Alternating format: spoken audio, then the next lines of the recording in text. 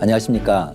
구TV 세상을 보는 창 오색 오감을 시청하시는 시청자 여러분, 저는 목회데이터 연구소 대표 지용근입니다. 우리 좋으신 하나님께서 제 강의를 시청하시는 모든 분들께 큰 은혜 주시기를 기도합니다. 오늘은 한국교회 트렌드 2024라는 주제로 이야기를 나누고자 합니다. 네, 지난 2강 때는 교회학교에 대해서 잠깐 말씀드렸는데 오늘은 기독 청년들에 대해서 간단하게 말씀드리도록 하겠습니다. 기독 청년들한테 조사를 해봤어요. 출석교인들 이제 출석교회 만족도를 물어보고 이제 만족 이유하고 불만족 이유를 물어봤는데 요게 좀 기성세대하고 약간 달라요. 만족 이유를 물어보면 교인 간의 진정성 있는 관계와 교제가 가장 높아요. 그 다음에 이웃과 사회를 위한 사회적 책임 역할을 수행하는 거. 그 다음에 세 번째가 교회가 영적인 해답을 준다. 목사님 설교라든지 뭐 이런 걸 텐데요. 그 MZ세대들은 교회가 자기 영적인 문제를 해결해 주는 것보다는 진정성 있는 관계와 교제, 이게 되게 중요한 거고, 그 다음에 우리 교회가 말은 안 하지만 우리 교회가 교회 밖에 이웃이나 사회를 위해서 얼마나 사회적 책임을 잘하는가, 이게 청년들한테 되게 관심이 있어요. 그래서 청년들 붙들으려면 이 부분이 되게 중요해질 수 있습니다. 그래서 이런 것들 좀 교회에서 좀 잘 생각 좀 해주시고요. 이제 불만족 이유인데, 결국 불만족 이유라는 거는 이 친구들이 결국 교회를 이탈할 가능성이 높다는 거잖아요. 그런 측면에서 보면 가장 큰 불만족 이유가 교회 지도자들의 권위주의적인 태도였습니다. 두 번째가 시대의 흐름을 쫓아가지 못하는 고리타분함. 청년들한테 조사를 해보면 청년들은 우리는 교회 사역의 동원용이다가 한 80%가 좀 넘어요. 그러니까 이 친구들은, 청년들은 항상 교회 사역이 있거나 어떤 뭐 일을 하게 될 때 우리가 많이 동원된다라는 인식을 갖고 있는데, 그런데 여기서 하나 제가 말씀드릴 게 있습니다. 교회 어른들, 교회 리더분들 입장에서 보면 청년들을 보는 관점 두 가지가 있어요. 하나는 뭐냐면, 하나는 일을 시킬 때는 이들을 어른으로 생각하세요. 그런데 권한을 줄 때는 애로 생각하는 거예요. 그냥 권한을 못 주는 거예요.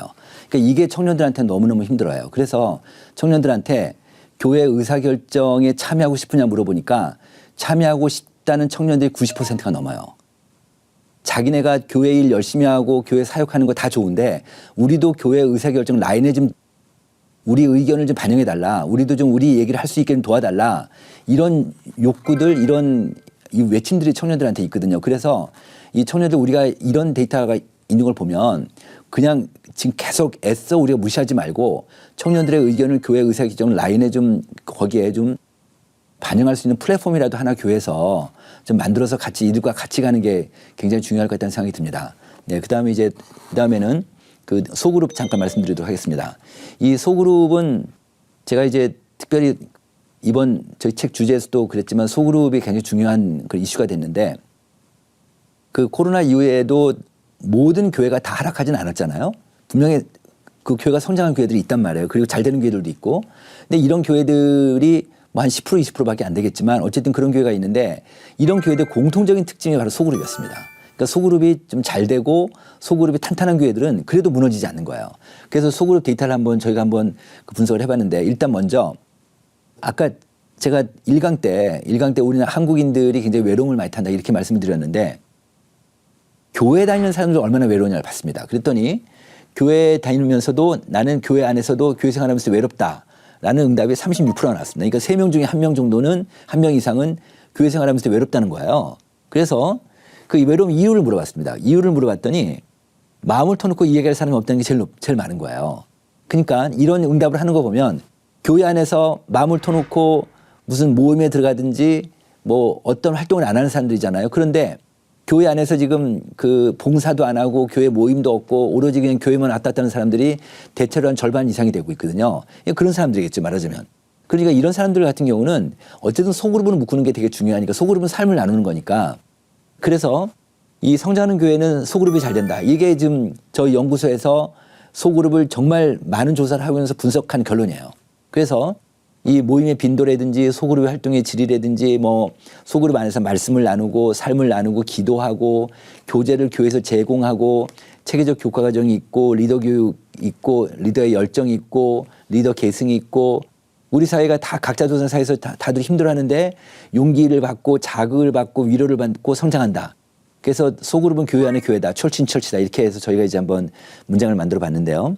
교회를 구성하고 있는 여러 가지 요인들, 말씀 예배, 전도 선교, 교제 나눔, 구제 봉사 교육 이런 것들이 있다면 이게 소그룹 안에서 이루어지는 것이다. 이게 이제 말씀도 있고 그 안에서 전도도 있고 그 안에서 교제도 나누고 삶도 나누고 구제봉사도 하고 교육도 있고 이게 소그룹이다. 이런 것들을 좀 한국교회에서 잘 좀 이어갔으면 좋겠다는 생각이 듭니다.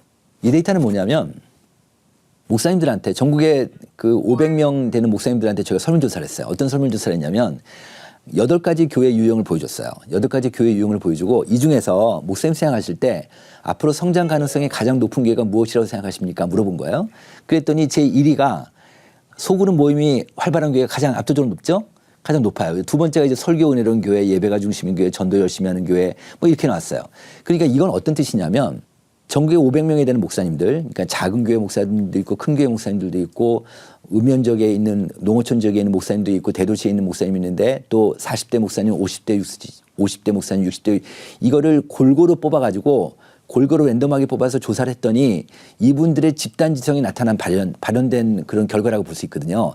그게 바로 소그룹이다. 이렇게 보시면 되겠습니다. 그러니까 다시 얘기하면 앞으로 교회가 그 성장하는 데 있어서 성장 가능성이 높은 소그룹이 활발한 교회가 가장 가능성이 높다. 이렇게 한국계 목회자들이 생각하고 있으니까 이런 측면에서 본다고 하면 소그룹을 안 할 이유가 없잖아요.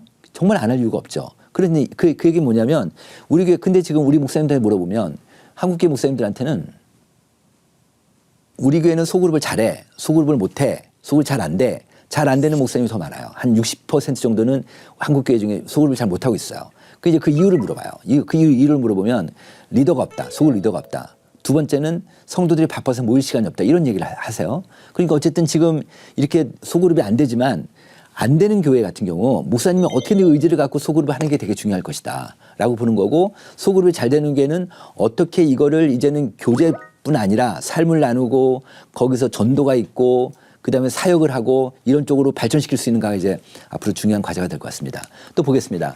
이거는 소그룹 하는 사람들한테 물어본 거예요. 소그룹 하는 사람들한테 모이면 즐겁다. 나에게 유익함이 있다. 친밀한 관계를 유지한다. 어려움을 당한 사람을 돕는 문화 분위기가 있다. 신앙적 격려와 자극을 받는다. 나눔의 깊이가 있다. 이거 보십시오. 숫자 보십시오. 그렇다는 응답이 90% 안팎 정도 되죠. 굉장히 높죠.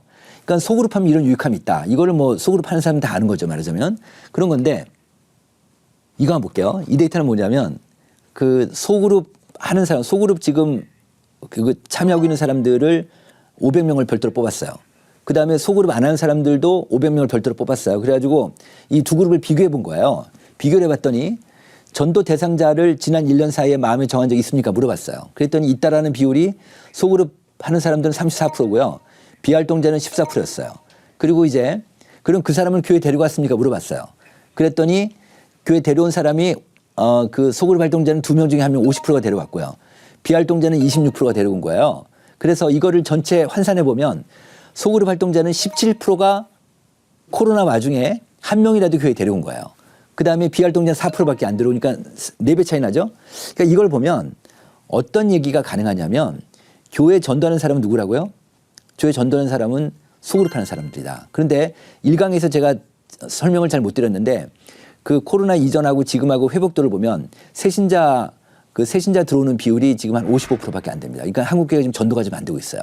그러니까 전도가 잘 안 되고 있는데 절반밖에 안 들어오고 있으니까. 그러니까 지금은 소그룹이 잘 되는 교회들이 전도가 될 수밖에 없죠. 왜냐하면 소그룹 하는 사람들이 전도하니까. 그렇단 말이에요. 그래서 이제는 만약에 전 교인의 소그룹은 지금 한국교회 전체적으로 보면 소그룹하는 비율이 한 40%밖에 안 되니까 한 60% 정도는 잘 안 하고 있으니까 만약에 전 교인이 소그룹을 한다고 그러면 그만큼 한국교회가 성장할 가능성이 더 높다고 볼 수 있죠. 네, 그렇습니다. 그다음에 소그룹 활성화를 위해서 지원할 사항이 뭐냐 물어봤습니다. 목사님들한테. 목사님들 물어봤더니 그 리더 훈련이 제일 중요해요. 리더 훈련이 가장 중요하고 최적의 소그룹 구성하는 게 좋다 이렇게 되는데 그게 이제 리더 훈련이 가장 중요한 건 다 알죠. 근데 제가 이제 하나 말씀드리고 싶은 거는 리더 훈련을 할 때 두 가지 그러니까 주의할 점이 있습니다. 주의할 점을 좀 말씀드리면 이거예요. 이거 이제 한국 리서치에서 조사한 데이터인데요. 이거 한번 보시면 제가 잘 설명드려 볼게요. 우리나라 국민들한테 여론조사를 한 거예요. 국민들한테 연령대를 보여줬어요. 눈으로 보여주고 연령대를 보여주고 이 연령대에 대해서 귀하는 얼마나 세대 차이를 느낍니까 물어본 거예요. 그래서 맨 위에 보십시오. 20대 청년들은요. 맨 오른쪽에 60대 노인들한테 89% 세대 차이를 느낀다고 대답을 했어요. 그 다음에 70대한테는 91%가 세대 차이를 느낀대요. 세대 차이를 느낀대요. 맨 아래 보세요. 60대 이상 노인들은 20대 청년들한테는 93%가 세대 차이를 느낀다는 거예요. 그러니까 20대 청년하고 60대 장로님하고 두 사람을 앉혀놓고 대화하면 대화 될까요? 안 될까요? 안 돼요. 뭐 얘기할 필요도 없을지는 모르겠어요. 잘 안 되는 거죠. 또 볼게요. 이건 뭐냐면 같은 조사인데요. 이건 주관식으로 물어본 거예요. 귀하는 귀하보다 몇 살 위면 세대 차이를 느낍니까? 그러니까 맨 왼쪽 보시면 평균 6살 나왔습니다. 그 다음에 또 귀하보다 몇 살 아래면 세대 차이를 느끼니까 물어봤더니 또 평균 6살 나왔어요. 그러니까 플러스 마이너스 12살이죠. 그러니까 우리가 보통 사역에서 얘기할 때 한 세대 그러면 몇 년이죠? 30년이에요. 근데 한국인의 인식은 12살. 그 정도로 단축돼 있다. 그 정도 되니까 그러니까 만약에 이런 데이터를 보면요. 만약에 65세 권사님이 그 어느 구역 예배 구역장을 하고 계세요. 그러면 구역 모임을 하는데 소그룹을 하는데 65세 권사님이 만약에 구역장을 하게 되면 50세 여성 집사님이나 권사님이 가서 얘기하기가 쉽지 않을 거예요. 40대 여성은 물론이고요. 그러니까 소그룹이 잘 되려면 반드시 그러니까 미혼들은 청년부가 있으니까 상관이 없는데 기혼자들은 30대 기혼자, 30대 리더, 40대 리더, 50대 리더, 60대 리더를 반드시 키우는 게 연령대별로 리더를 키우는 게 굉장히 중요해요. 왜냐하면 그 리더 중심으로 해서 소그룹 원들이 모이니까. 그래서 한 명이라도 30대 리더 키우고 40대 리더 키우고 50대 리더 키우는 게 되게 중요하다. 이런 걸 좀 꼭 말씀드리고 싶습니다. 네, 그다음에 이제 이건 이제 소그룹 하는 사람한테 물어본 거예요. 소그룹 하는 사람들한테 소그룹을 하는데 편성을 어떻게 했으면 좋으냐? 그랬더니 비슷한 연령대끼리 소그룹을 모이는 게 좋다. 그러니까 75. 그다음에 연령대 구분 없이 소그룹을 모이는 게 좋다. 21. 그러니까 연령대 구분 없이 그냥 지금처럼 하는 게 좋다는 사람도 있긴 하지만 대체로 보면 연령대로 묶는 게 되게 중요하다. 왜냐하면 동질적이니까. 예를 들면 이런 겁니다. 만약에 교회에서 중학생 엄마가 있다고 합시다. 중학생 엄마가 있는데 너무 초중고학생 중에서 가장 부모하고 사이가 안 좋은 아이들이 중학생들이잖아요. 그러니까 중학생 엄마가 너무나 힘들어하죠. 그러니까 중학생 엄마가 좀 자기 너무 고민을 목사님하고 60대 목사님하고 상담을 한다고 할 때 상담을 했어요. 그러면 목사님은 애들 다 키웠으니까 잘 모르세요. 그러니까 다 기억도 그러니까 그냥 목사님 그러니까 잘 상담을 잘 못 해주시는데 그런데 만약에 중학생 엄마 모임 소그룹이 있다고 하면 어떻게 될까요? 그럼 그런 데 가면 거기 가면은 엄마들끼리 서로 얘기를 하게 되고 서로 이제 자기 아이를 키우는 고민도 얘기하고 또 키우는 방법도 얘기하고 서로 또 말씀을 나누고 하다 보니까 그런 소그룹이 되게 잘 될 수 있잖아요. 그래서 연령대 소그룹이 되게 중요할 것이다라고 보는 겁니다. 그리고 그렇게 지금 우리나라에서 지금 소그룹을 하고 있는 교인들은 그걸 원하고 있고요. 네, 그런 게 있습니다. 자, 이건 이론적인 거 잠깐 말씀드릴게요. 소그룹 매트리스인데요. 자, 1사분면, 2사분면, 3사분면, 4사분면에서 X축은 교회를 다니는 사람, 안 다니는 사람. Y축은 믿음이 있는 사람, 없는 사람. 이렇게 나눴어요.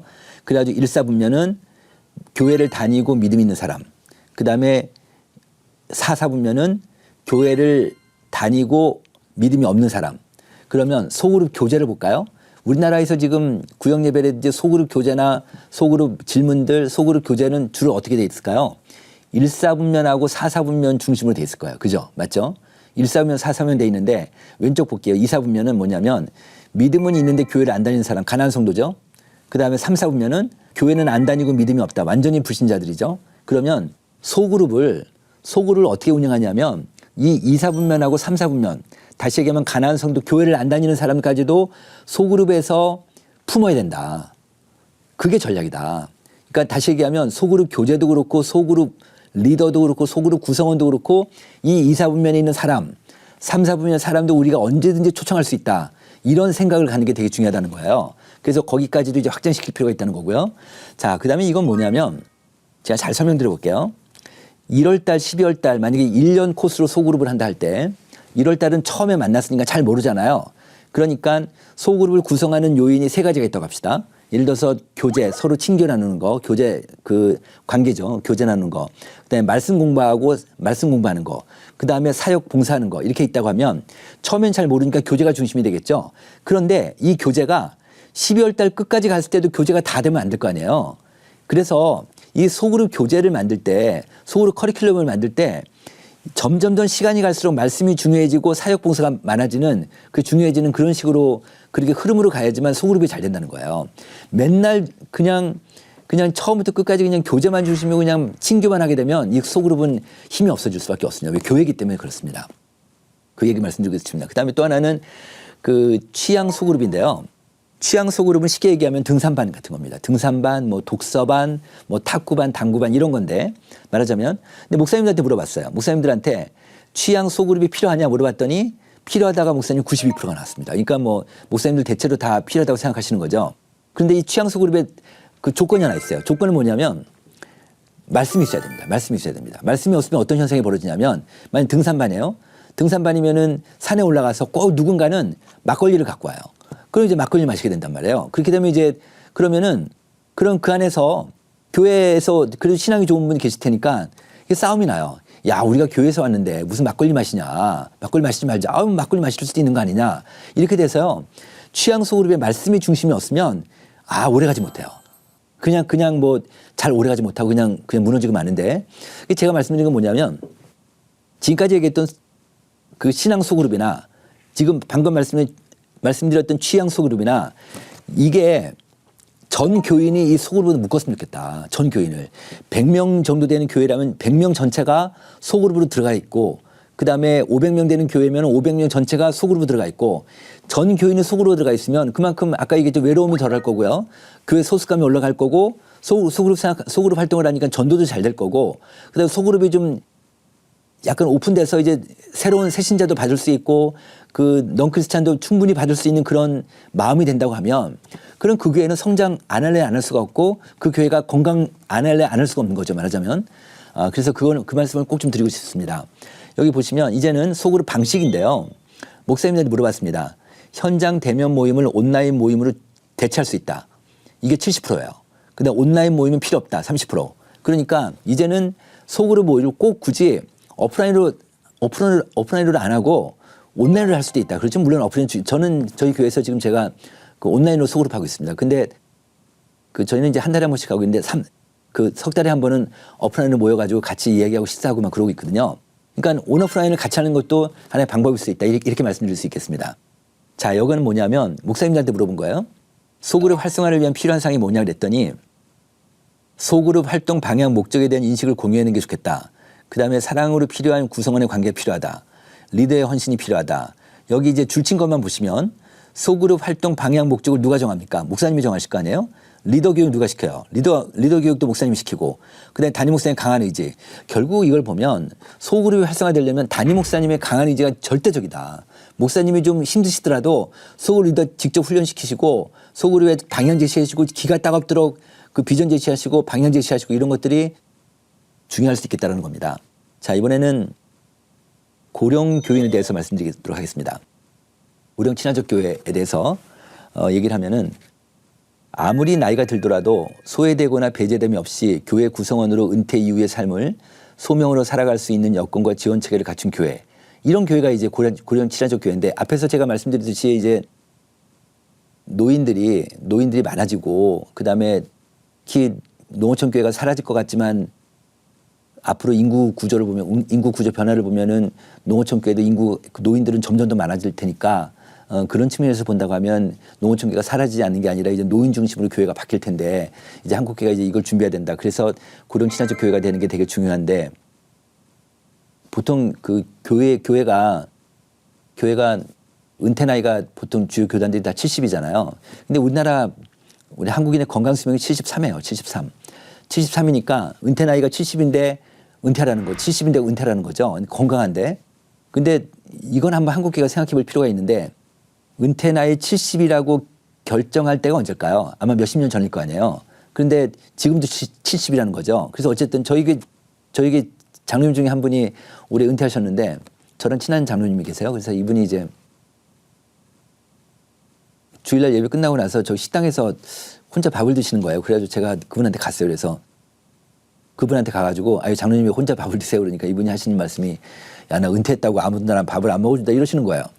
그래서 그러니까 어떻게 보면 이제 본인이 이제 위축돼 있고 그다음에 소외됐다는 느낌이 드실 수 있잖아요. 그래서 교회가 이 은퇴 교인들을 정말 잘 관리해야 된다. 이런 것들이 되게 중요해지는데 그런 얘기를 좀 해보겠습니다.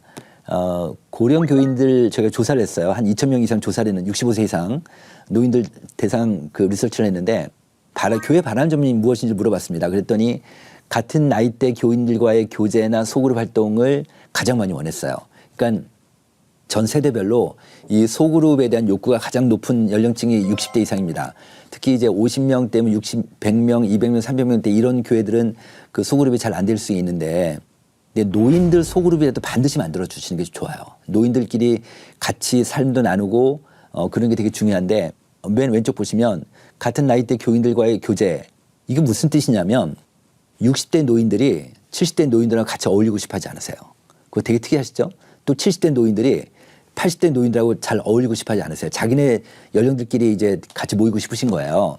그리고 또 하나는 그러니까 이런 걸 잘 안배해서 좀 그 노인 사역을 좀 하시면 좋겠다는 생각이 들고 두 번째 보시면 여가 시간 활용을 위한 프로그램 제공 이런 게 있잖아요. 이건 어떻게 보면 이제 노인 대학 같은 건데 그런데 또 하나 이분들의 특징은 워낙 경륜이 있으시니까 교회 우리끼리만 이런 프로그램 하는 거보다는 교회 밖에 노인들도 많으니까 그런 교회 밖에 노인들도 데리고 가서 우리 같이 하자 이런 인식이 되게 높으세요. 그래서 이런 것들 좀 같이 좀 하시면 좋겠다는 생각이 듭니다. 그다음에 신앙생활에 영향을 주는 요인이 무엇입니까 했을 때 목사님이 제일 높아요. 그러니까 배우자나 가족이 아니라 가족이나 출석교인이 아니라 목사님에 대한 그 요인이 되게 높습니다. 목사님에 대한 아무래도 나이가 들수록 목사님에 대한 의존도가 되게 높아질 거 아니에요. 그러니까 목사님이 주일날이나 또는 뭐 주중이라도 교회 노인들 보면 한마디라도 해주시고 손 한번 잡아주시는 게 이분들한테 큰 힘이 됩니다. 여기서도 좀 전에 보면 교회 바란점 중에 맨 오른쪽에서 두 번째 소그룹 리더의 관심과 연락. 소그룹을 하시는데 리더가 연락이 안 하면 그만큼 또 불편하신 거죠. 좀 약간 섭섭하고. 그래서 이분들은 늘 이렇게 연락 드리는 게 굉장히 중요한 이슈가 될 것 같습니다. 그다음에 이제 이건 뭐냐면 이분들의 특징 중에 하나가 뭐냐면 모든 연령대 중에서 교회 안에서 소속감이 월등히 높다는 거예요. 이게 보시면 왼쪽 보시면은 매우 강한 귀하가 다니는 교회로부터 소속감이 얼마나 높습니까? 이렇게 물어본 거예요. 그랬더니 나는 매우 강한 소속감을 느낀다가 60대 이상의 46%가 나왔습니다. 굉장히 높죠?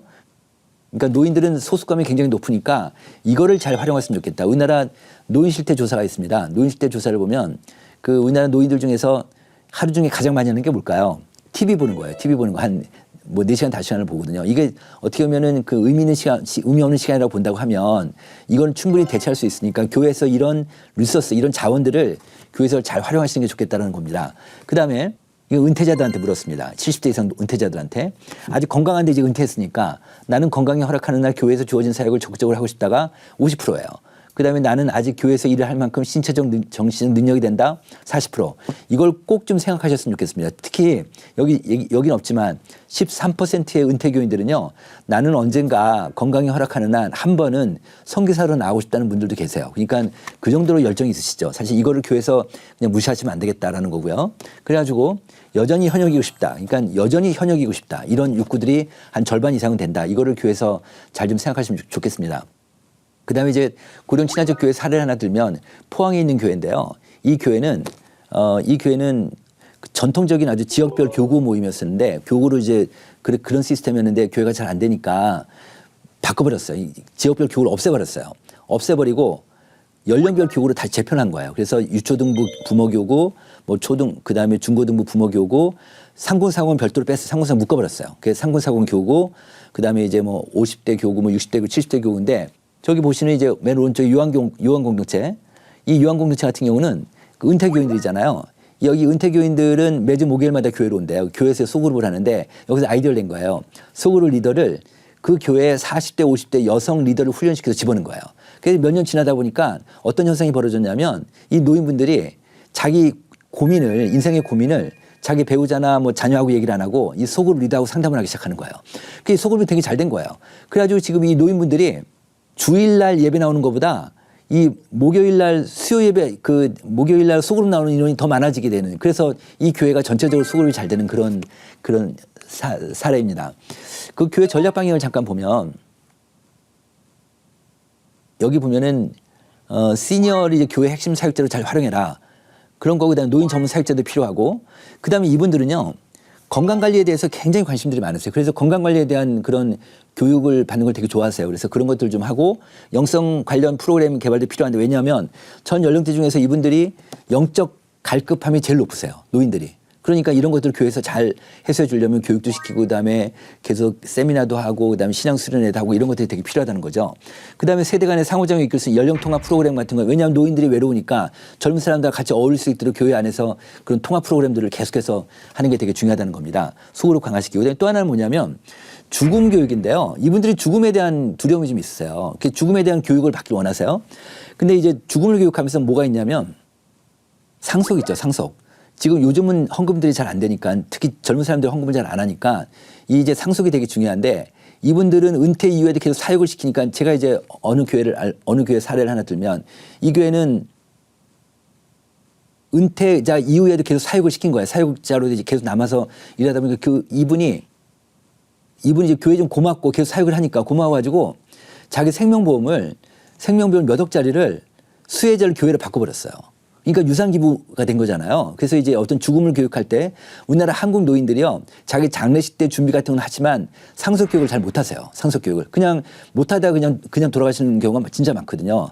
그 교회에서 죽음 교육하면 상속교육도 잘 시키시고 그 상속하면서 교회로부터도 교회가 교회 유산도 받을 수 있도록 그렇게 좀 그런 교육 시스템이나 그런 분위기 유산기부 운동이 한국계에 많이 활성화됐으면 좋겠다는 생각이 듭니다. 네, 노인 교육에 대해서는 그 고령친화적 교육에 대해서는 여기까지 마치겠습니다. 이번로 해서 상담 마치도록 하겠습니다. 감사합니다. 하나님의 말씀으로 세상을 이해하고 바라보는 마음의 창이 여러분 안에 열리기를 소망하며 이 시간 마치겠습니다. 감사합니다.